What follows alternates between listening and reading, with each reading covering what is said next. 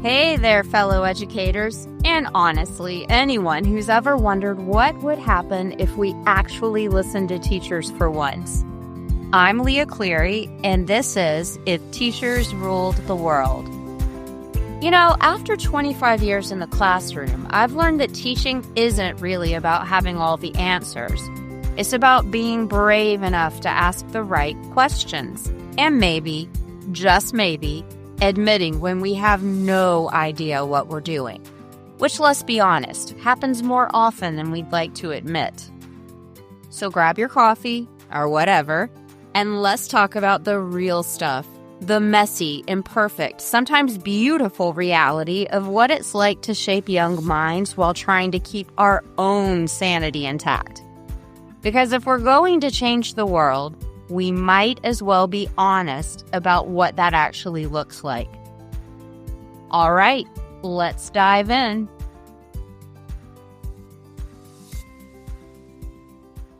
Hey there, teachers. Welcome back to If Teachers Ruled the World. I'm Leah Cleary, and this is your monthly dose of practical tips from the trenches. No Pinterest perfection, just real strategies from 25 years of classroom reality. We're at the end of September now, which means you've been back in the classroom for about 2 months. The honeymoon is officially over. That ship has sailed. And if you're anything like me, some of those back-to-school systems you thought you had figured out, well, let's just say they're not quite working as smoothly as you'd hoped.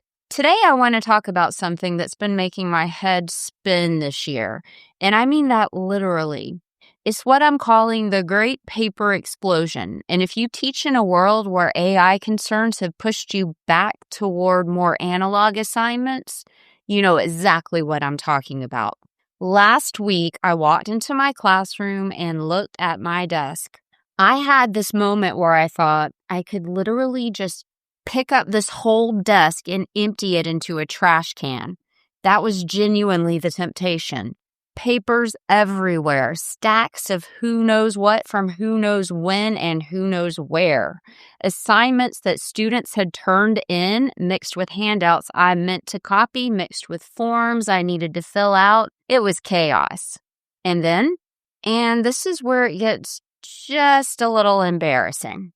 I had to let a student into another teacher's classroom because the teacher had already left for the day and the student needed to turn something in. I figured he'd just put it on the desk like I would have done. But no, this kid walked over to a little plastic drawer set, opened the drawer labeled for his class period, and put his assignment right in.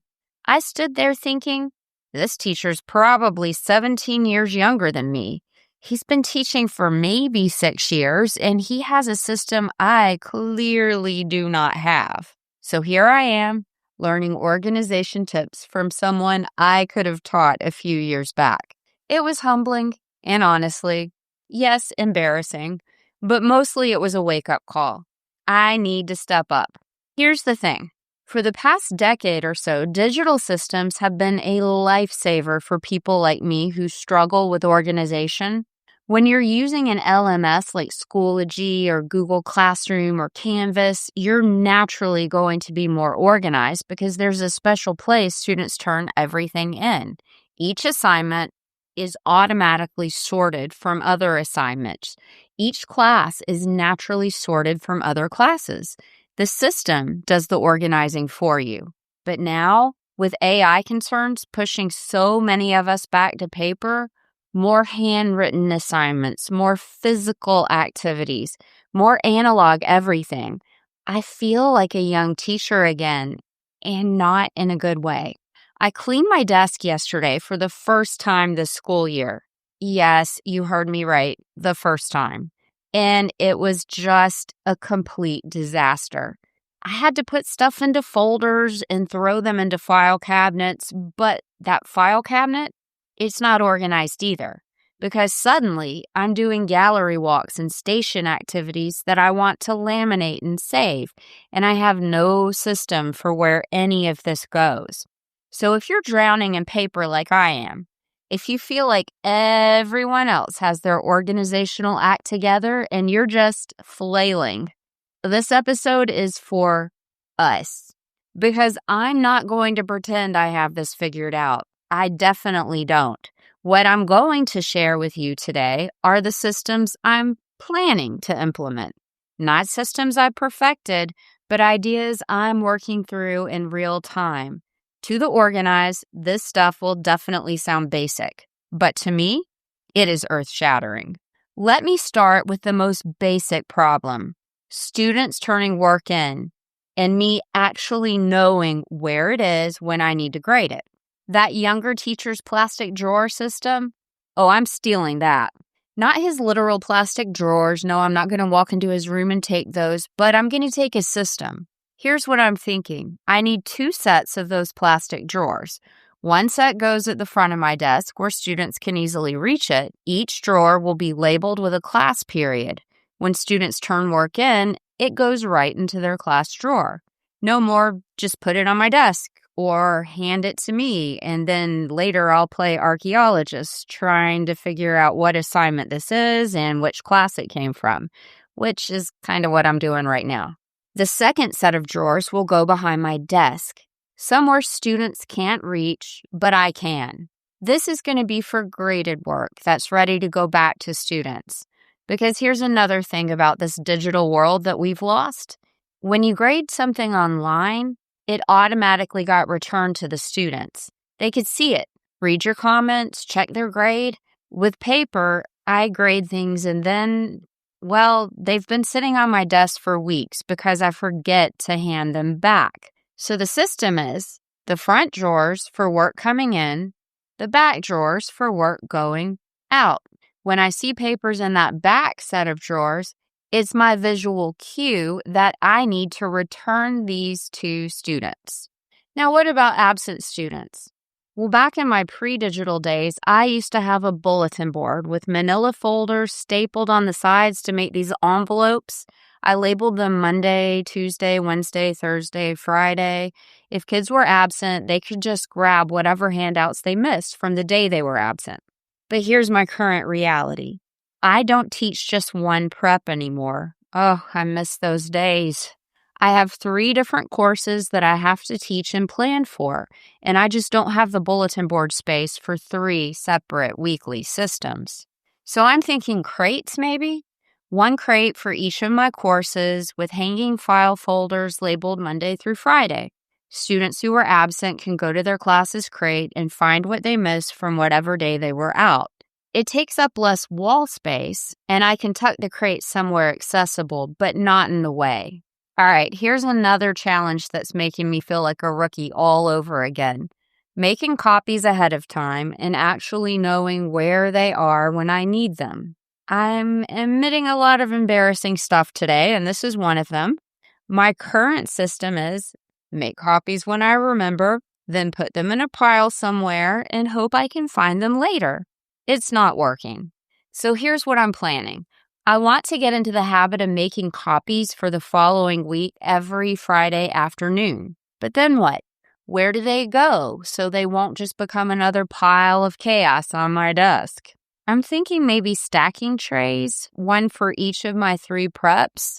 At the end of each week, I make my copies for that week, clip them together with those little binder clips, put a sticky note on top with the day, Monday, Tuesday, whatever, and file them in the appropriate tray for that course. 3 trays stacked and labeled, probably living on my desk because honestly, I don't know where else to put them in my classroom. It's already kind of overcrowded. But what about all those random papers that don't have a clear home? You know what I'm talking about. The form someone handed you between classes, the article you printed, meaning to read later because you're like me and you still like to read print, the note from a parent that you stuck in your pocket and forgot about until you found it 3 days later, slightly crumpled. I love this idea I heard recently about creating a parking lot system. Maybe a 4th tray labeled parking lot, where all those random papers can live temporarily. The key for me is going to be building in a regular time to actually deal with what's in the parking lot. Otherwise, that will take over my desk. I'm thinking maybe Friday at 3:45, right after I make copies for the following week. I tackle whatever's accumulated in the parking lot tray, file it, act on it, or if I'm being honest, throw it away if it turns out it wasn't important after all. Now, I know some of you are thinking, duh, this is super basic, or this sounds like a lot. And neither camp is wrong. For those of us in the organizationally challenged camp, it does sound like a lot. But here's the thing. The purpose of these systems is to reduce overwhelm, not create it. Right now, I'm drowning. Every day I walk into my classroom and feel that low-level anxiety of not knowing where anything is. That, my friends, is low-key exhausting, and it just sneaks up on you. Yeah, setting these systems up is going to take some effort. I'm not looking forward to that. I'm going to have to spend some time this weekend hitting up yard sales, looking for plastic drawers and desk trays. But once these systems are in place and I actually use them consistently, I think they're going to save me some mental energy. Let me talk about grading for a minute, because this is another place where the shift from digital to analog has thrown me off kilter. We still use a digital gradebook, Infinite Campus in my district, and parents and students can still access it online. But now, with all of the paper assignments, I need a middleman system to keep myself straight while I'm moving from paper assignments to digital grade entry. That is a difficult step for me. What I've started doing is printing blank spreadsheets for each class. This actually kind of works for me. I put these in a binder, punch holes, label each class period.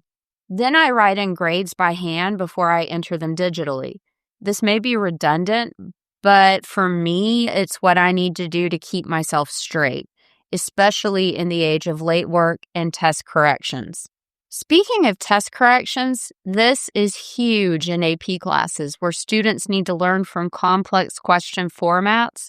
Anytime I enter a test or a quiz grade, I leave a blank space next to it in my gradebook for the corrections grade. That way, I can track their original score and their score after they've worked through what they missed. I could definitely do this on a digital spreadsheet, and that would probably make more sense for most people.